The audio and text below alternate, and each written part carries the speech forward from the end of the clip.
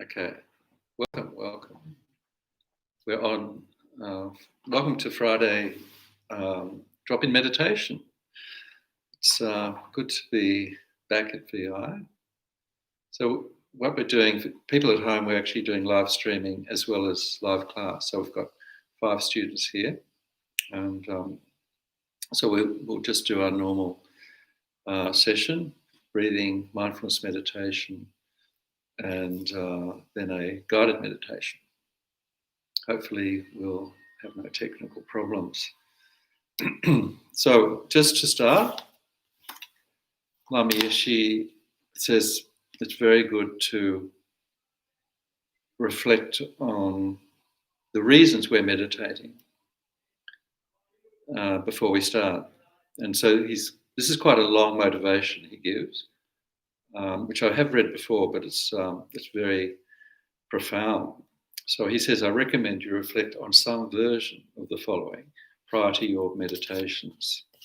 I'm going to investigate and try to discover and understand my own nature and recognize my own false conceptions and mistaken actions. From the time of my birth up until now, I have been under the control of my conditioned, dissatisfied mind. So even though my only desire is for lasting happiness and enjoyment, I'm constantly tossed up and down by external conditions. I'm completely oppressed by my uncontrolled, dissatisfied mind. I have no freedom whatsoever, even though my fickle, arrogant mind always pretends I'm happy, I'm fine. Any happiness I do experience is fleeting. If another person were to persecute or oppress me, I couldn't stand it for even a day. But if I check more deeply, I'll see that from the moment of my birth, my uncontrolled mind has not given me the slightest chance to be freely joyful. It's been completely enslaved by external conditions. So as I sit in meditation, I commit to observing intently the way attachment comes into my mind. Like an alert sentry, rifle at the ready, watching for the enemy, my wisdom sentry, totally conscious of every moment, is observing intently and investigating how attachment arises, how aversion arises, how superstition arises. Thus, I will meditate. So, that's the motivation. Then to just balance that, I'll just read the first paragraph of his advice on watching your mind. He says, you don't have to exert yourself to enjoy good meditation. Simply close your eyes, relax completely, and let your mind just watch. Don't expect bad thoughts to arise. Don't expect good thoughts to arise. Just let go and observe how the thoughts come, how the thoughts go, how pain comes, how pain goes, how the agitated mind comes, how it goes. Just watch. So just to put that in context, that's what we do when we use the breath. We always start with the breath. But remember, we use mindfulness to start on the breath, and we use introspection to check whether we're on the breath. Introspection or checking. So often Lamia calls it checking. So that's when what he says is applicable. We're watching our mind, watching our thoughts, watching them come and watching them go. So that's the implied is that we don't hook on to them. We just let them pass through. Okay? So that's we're doing our mindfulness breath meditation. The thoughts come in. We notice them. We watch them. Let them go. So that's all part of the breath meditation. And then later on, it's possible to just let the breath go and watch the thoughts. That's making the thoughts the object of meditation. That's an option. Otherwise, you can just stay with the breath all the way through. Okay, so let's start.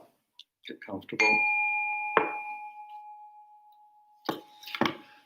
Comfortable position on the floor, on the chair, lying down, sitting.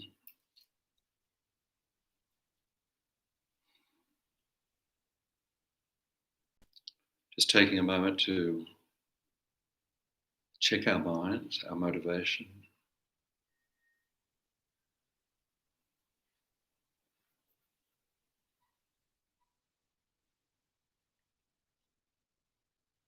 Now, notice that we're now coming into the internal world. We're letting go of the sensory world, the outside busy morning we've had, the distractions out there.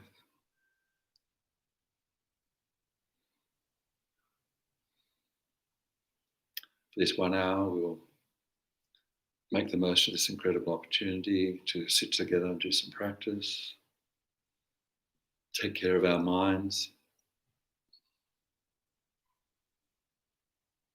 bring our minds back to its natural state.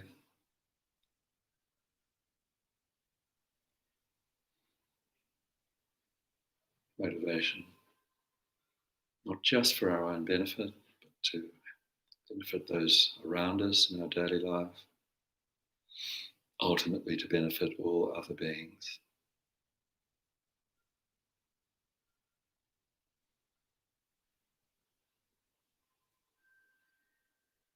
Now coming into the body, making sure we're evenly balanced on the chair or the floor.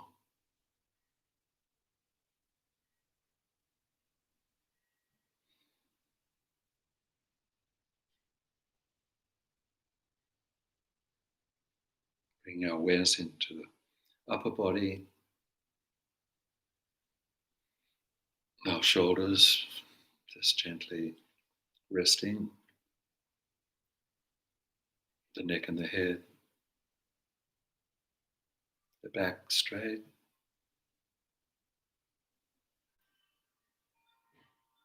Eyes either open or partly closed or completely closed.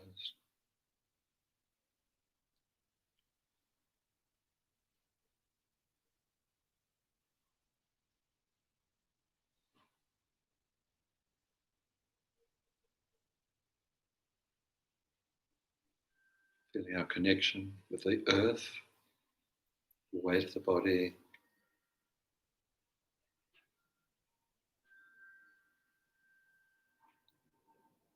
With each out breath, feel we're actually breathing out any tension in the body.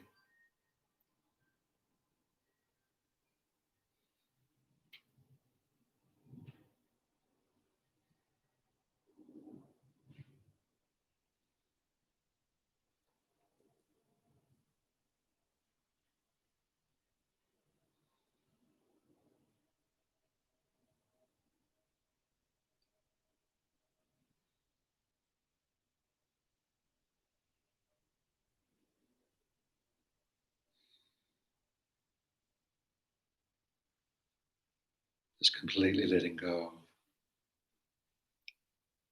Nothing to hold on to.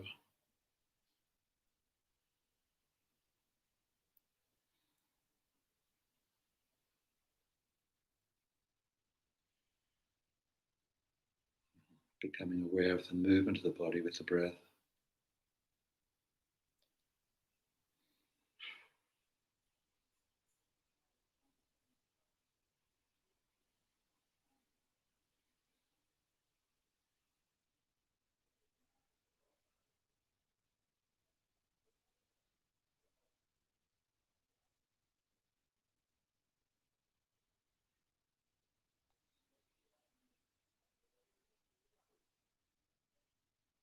Staying with the full flow of the in-breath, full flow of the out-breath.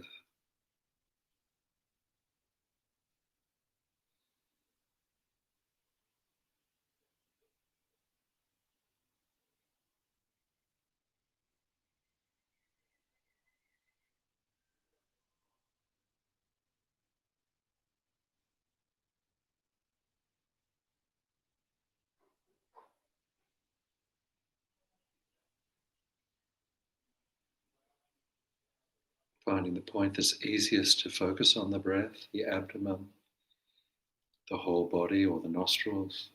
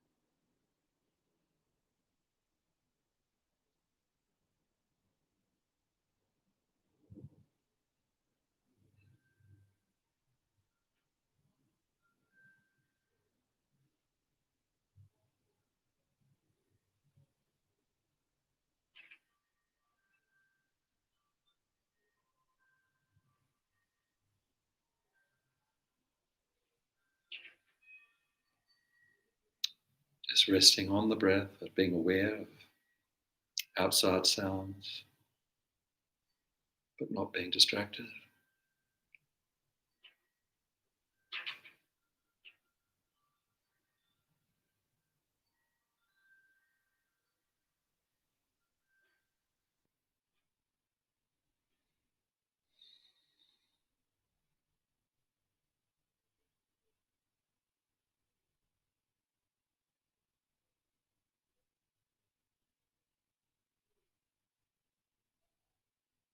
Being aware of inside thoughts, not being distracted.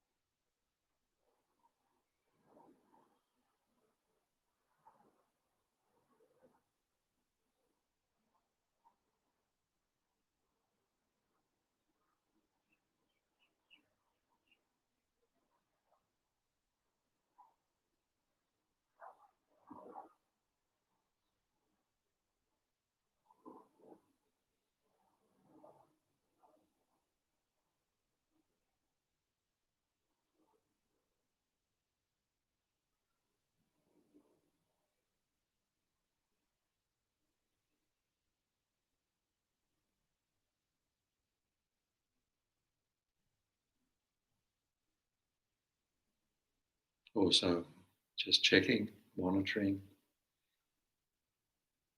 what's happening. Are we still on the breath? Have we wandered outside the room?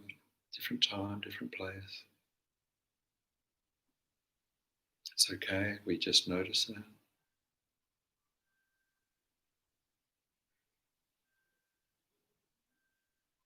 Let go and come back to the breath.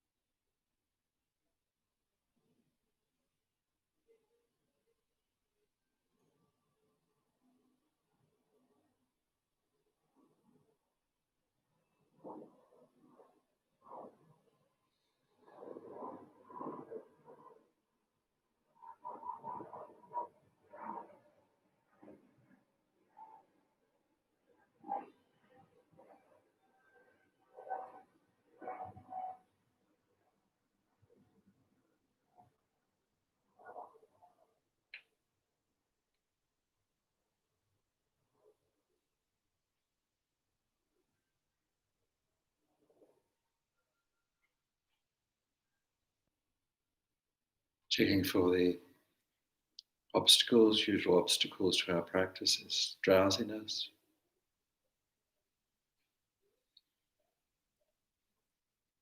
or too many thoughts.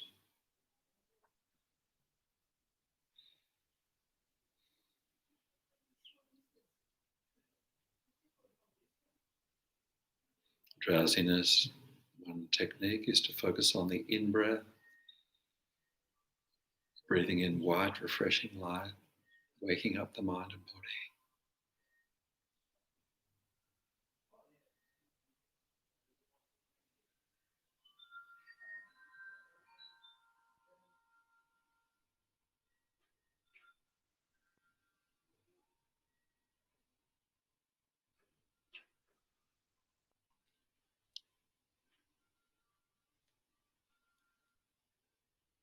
For too many distracting thoughts, we can focus on the out breath. Imagine we're breathing out all those distractions with each out breath.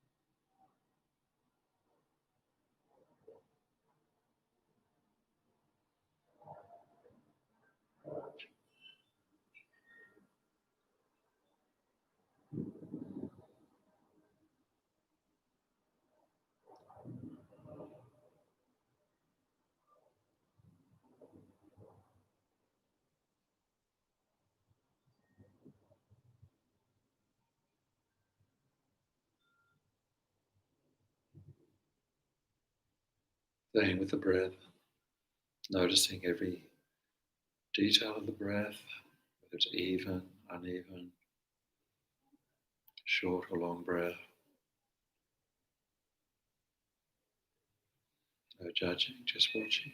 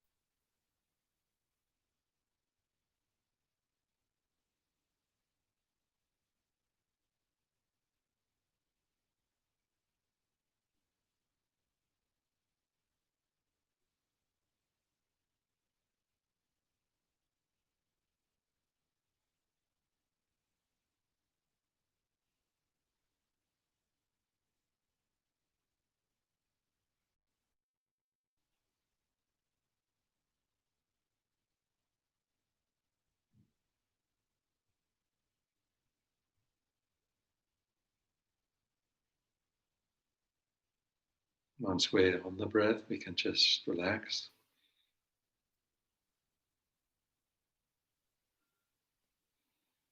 Feel this peaceful stillness of the mind.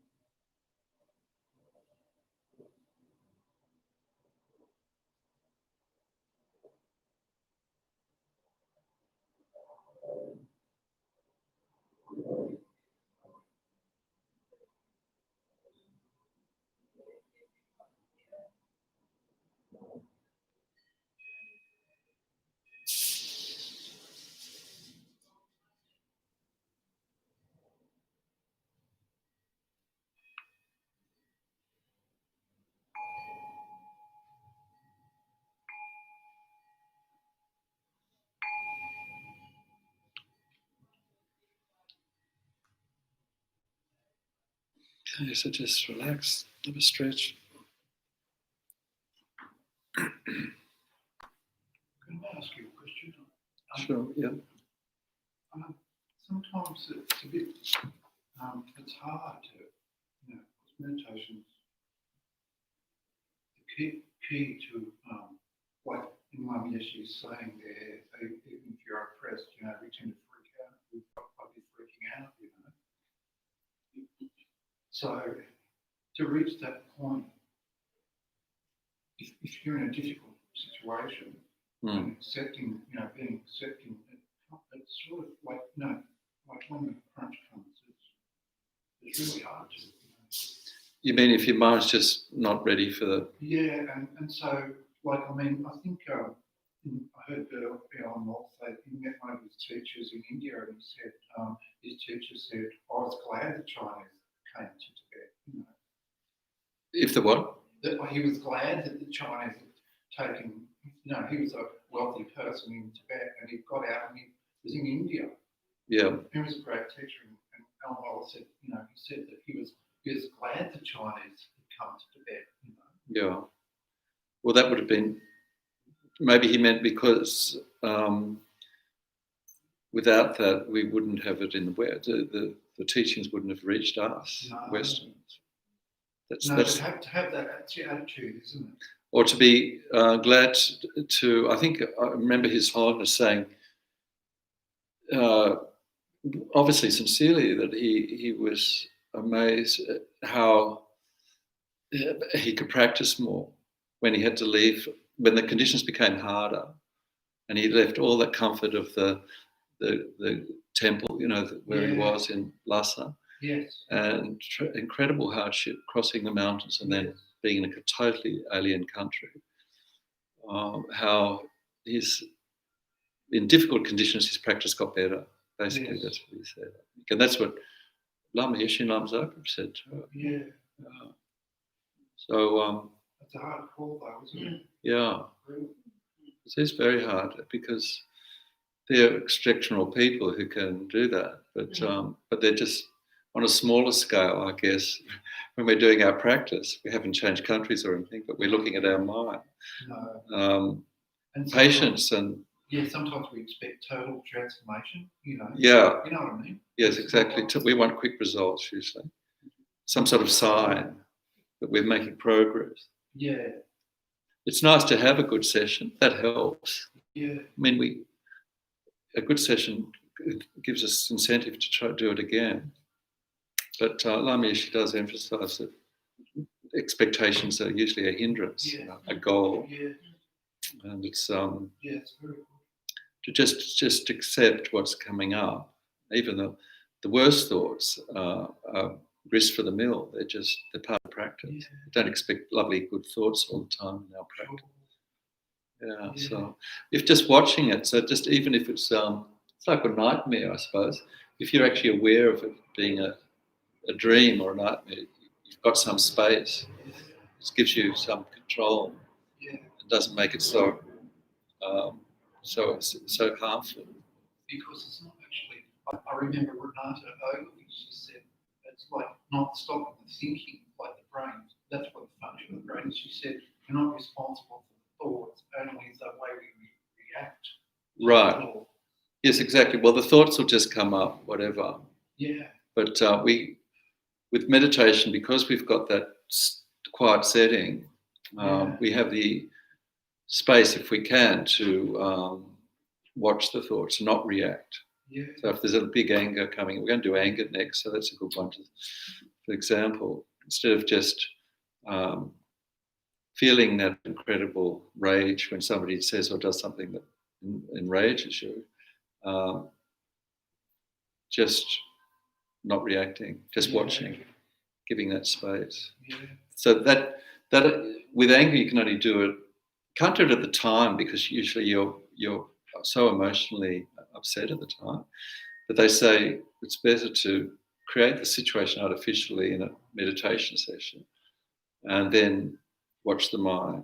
Bring the person who's made you angry to the center, and then watch your reaction.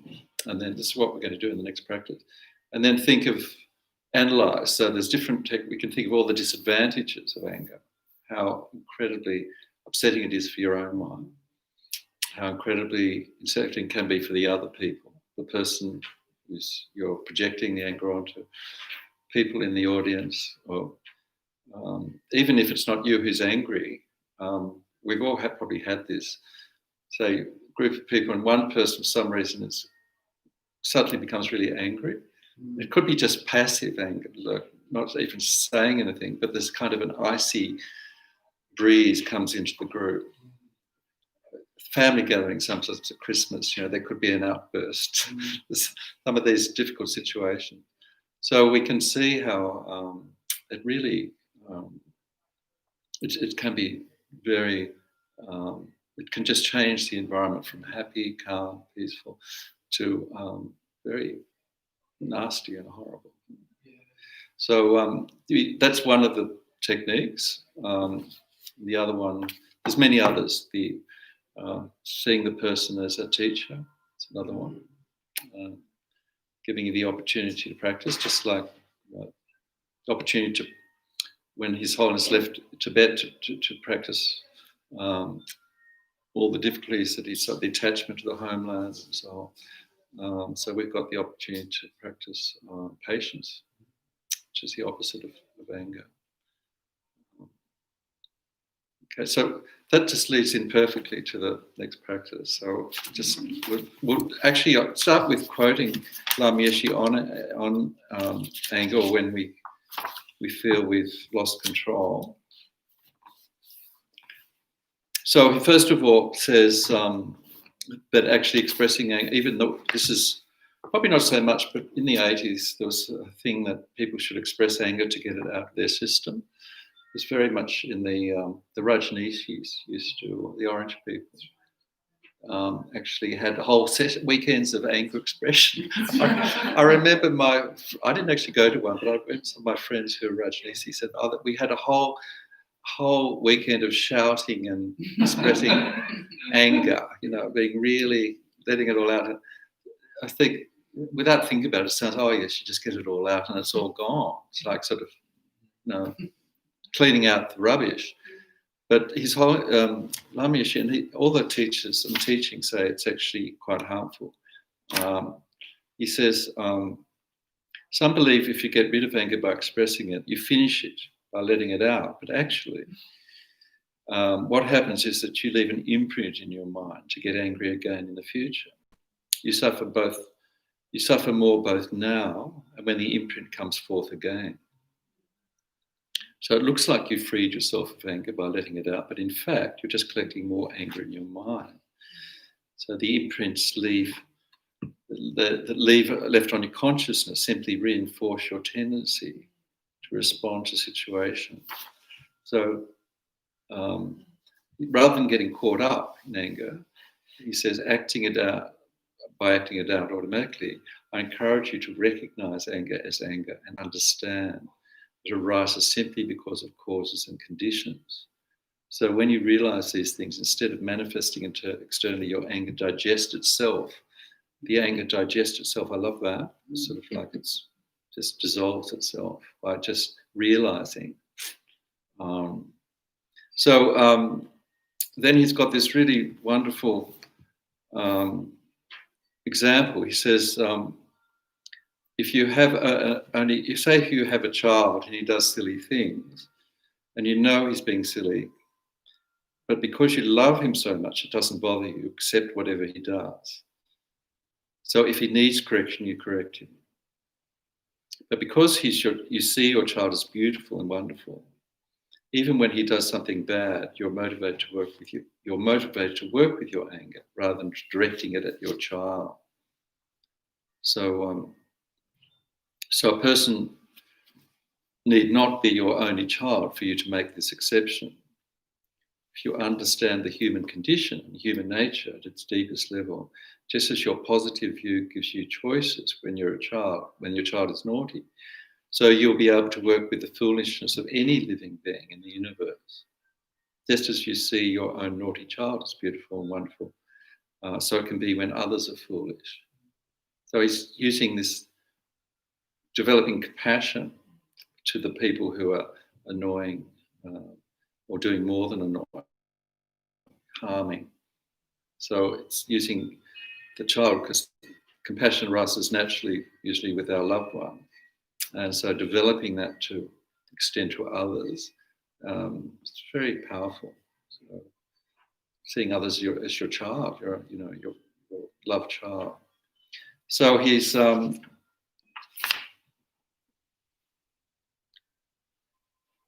so he says, basically, all these teachings about anger are to realize that it's internal, the problem, not external. The deep root of negativity lies within your own mind, but for this to manifest usually requires interaction with a cooperative environmental cause, such as other people or the material world. Okay, so there's this anger can be directed at another person, or can be a situation, getting caught in the traffic, just something that doesn't involve other people. It could be ourselves, just getting angry with ourselves, not being able to do mindfulness practice properly, having high expectations, whipping ourselves up. So, so this practice, so dealing with anger, remember, we'll just briefly mention the technical definition of anger, is that it's one of the three most powerful negativities, which attachment, anger, and ignorance. So attachment and anger are very interrelated. Sometimes anger arises when we don't get what we want.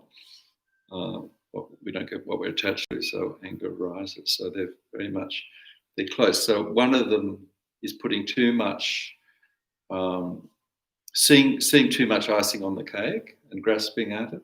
That's attachment. And the other one, anger, is seeing too much negativity there and rejecting. It's all about what's out there, nothing to do with what's in here. So, so to counter that, we need to actually see what is happening inside. So, so these are some of the faults that Lama Zopa points out about, to contemplate about anger. It destroys our equilibrium, peace of mind. I think that's, if we've ever remember when we've been angry or somebody else is being angry, you can actually remember how disturbing it is. It's like a fire. It's just like an explosion. That's the extreme form. It can actually just be annoyance that slowly gets stronger. So it takes away enjoyment. It can harm the health. So it has physical consequences, cardiovascular problems.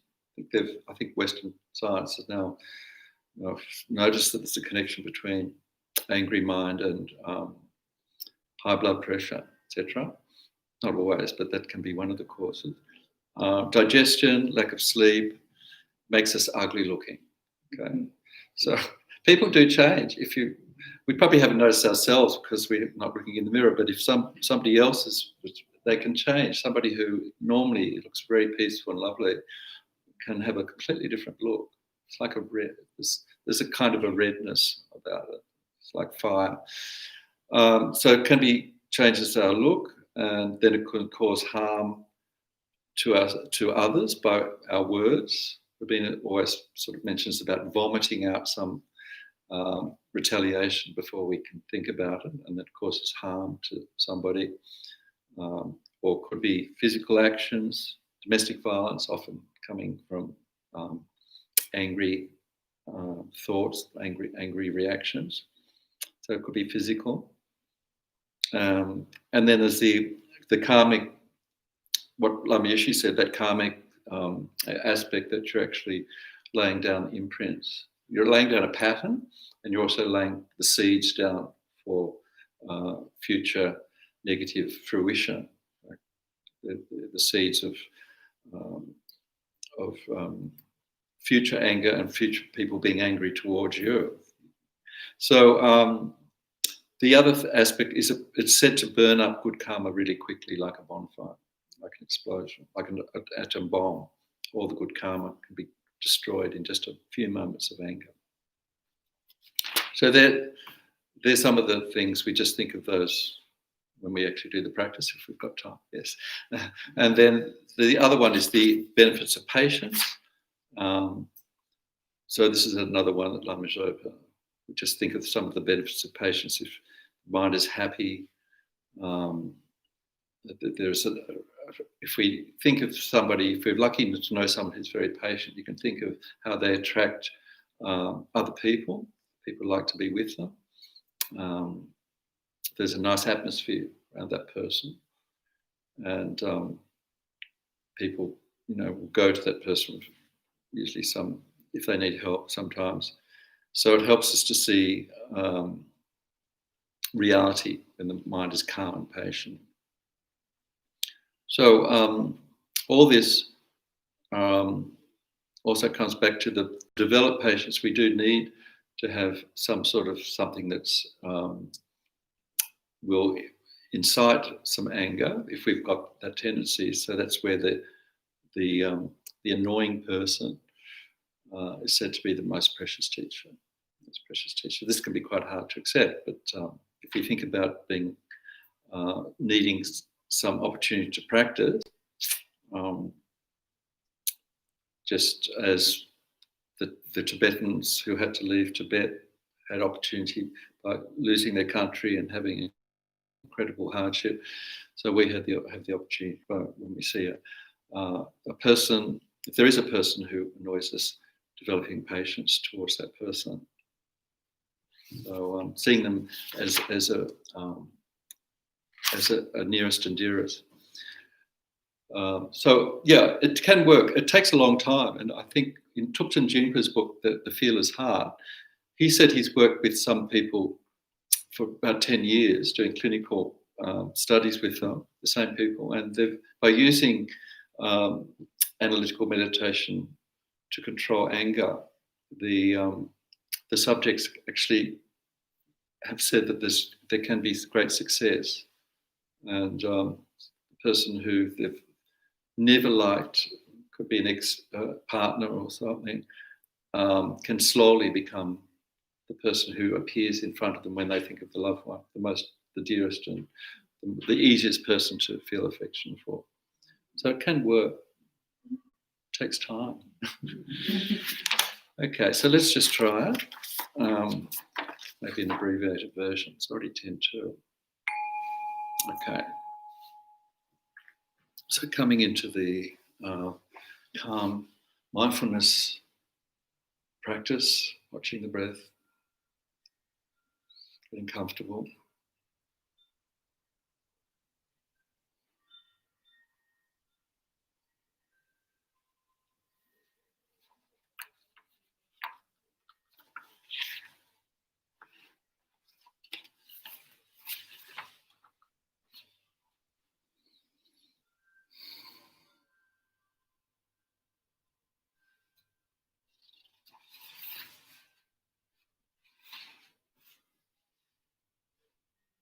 So we begin our practice on dealing with anger by just bringing to mind a situation where we've actually felt some anger, animosity towards someone.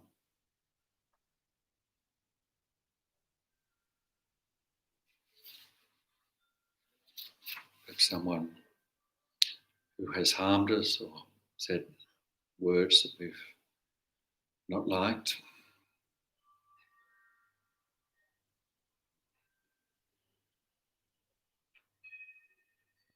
May have views different to ourselves.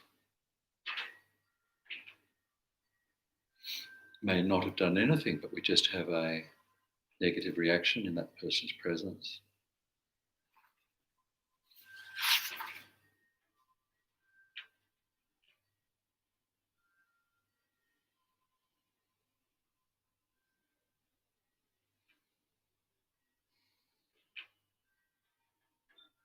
So just briefly analysing why we have this reaction to this person.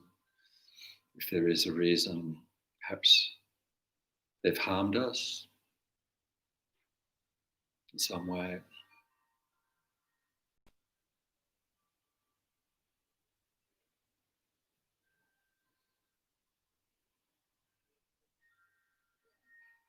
Perhaps I've harmed them and they're reacting to that.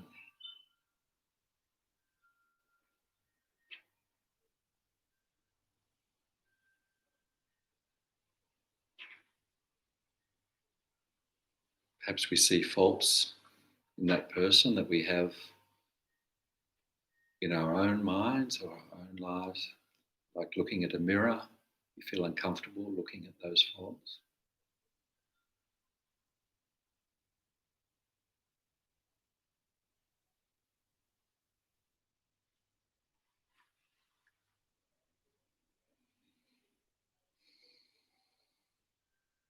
Perhaps it's just no reason we can find, just perhaps some previous karmic connection with that person makes us feel uncomfortable.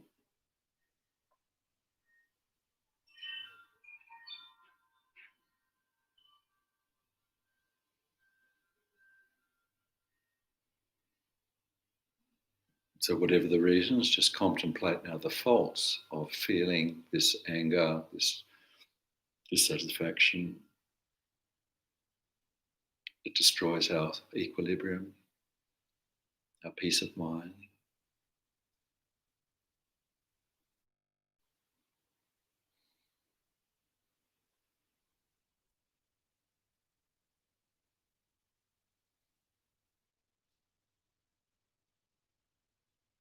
Can also cause us physical problems for our health. We have a habit of feeling anger.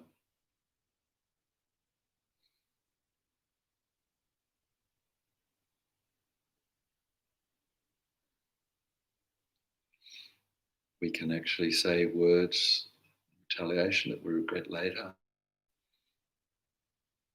Even to our loved ones, we can say something we regret later.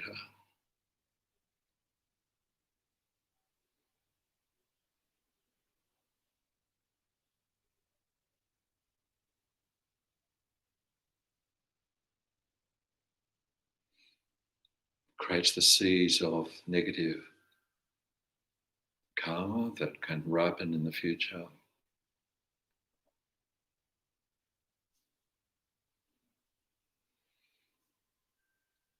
Creates an obstacle to develop loving kindness and compassion.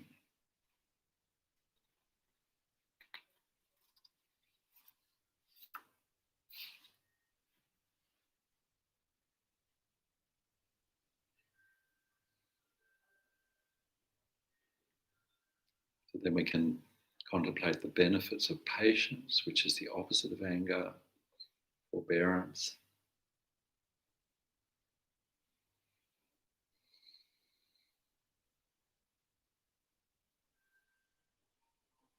The patient mind is at peace, happy mind.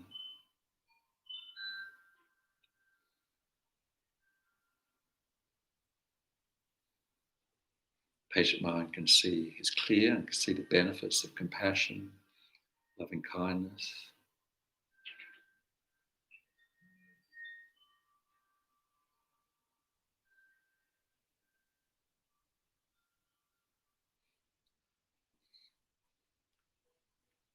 Patient mind can attract others.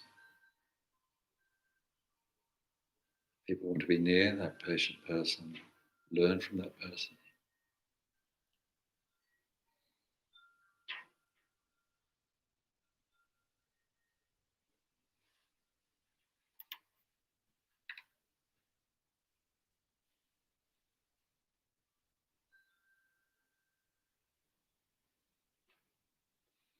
Can also use the teachings on emptiness. The I, the me that is angry, has no substantial existence.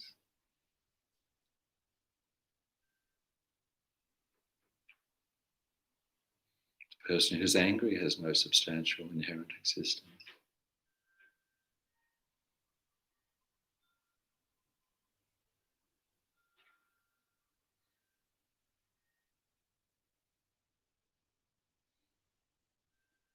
The person we see as a harm giver is loved, the most precious person to somebody else.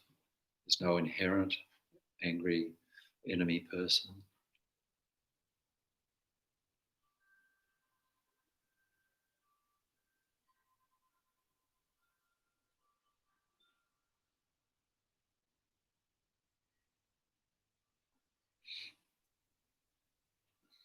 This person who challenges our patience is giving us the opportunity to practice.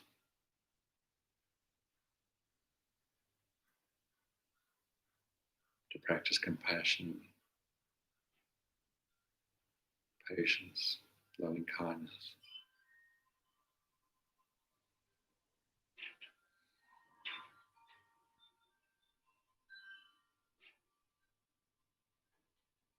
In that sense, they're more important than the person we're very attached to and close to.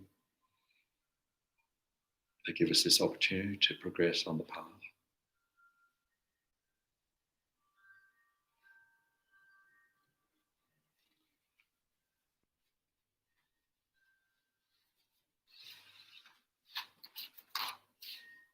Give us the opportunity to transfer our patience into loving kindness, compassion.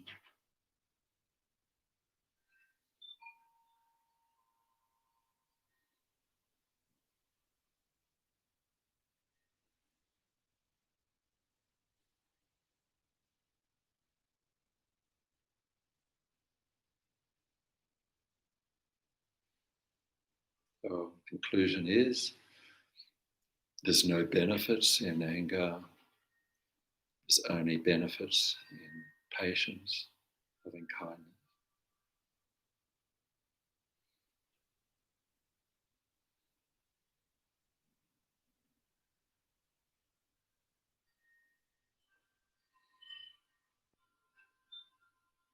By practicing forbearance and patience towards somebody, a difficult person, while we're not angry, gives us the opportunity to develop that habit of patience towards the person in a difficult situation.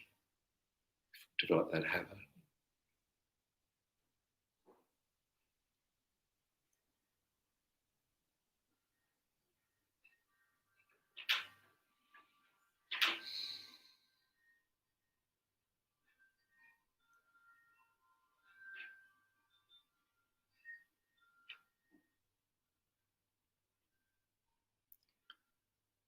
Developing, realizing that anger is not us, not an inherent part of us.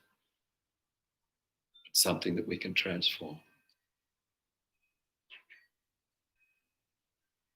Transform that into patience, loving kindness. An opportunity.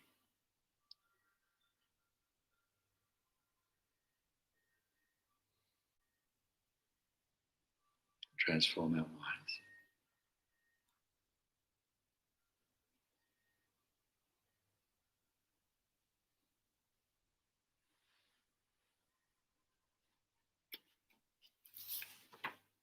So I would just dedicate any positive merit from that practice, from this practice, today's practice, towards our development of loving kindness, patience, peace in the mind, peace in the mind of ourselves, others, and peace in the world.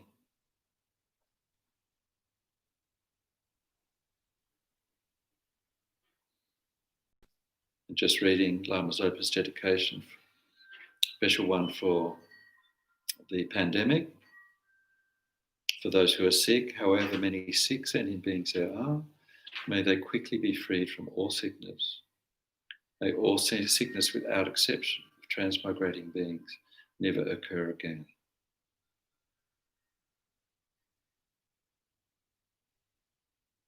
May all the merits collected by me and all the numberless Buddhas and the numberless sentient beings, due to that, may all the wars in the world, sickness, famine, torture, poverty, and economic problems in the world, or dangers of earth, water, fire, and wind be pacified immediately. May perfect peace and happiness prevail in everyone's hearts and lives. May the Buddha Dharma last for a long time, and may sentient beings in this world meet the Buddha Dharma and achieve enlightenment as quickly as possible. Dedicated to that.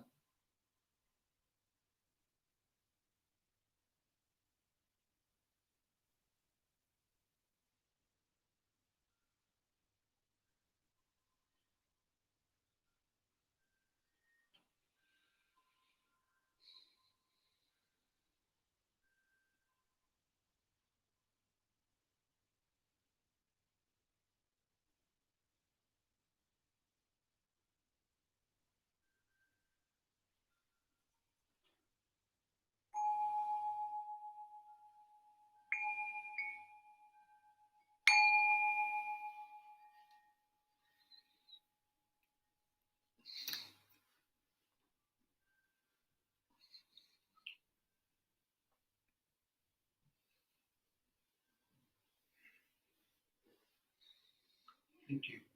Thank you. Thank you for everyone here and everyone out there as well. So have a great week. I'll see you next week, either here or in cyberspace. NBN permitting.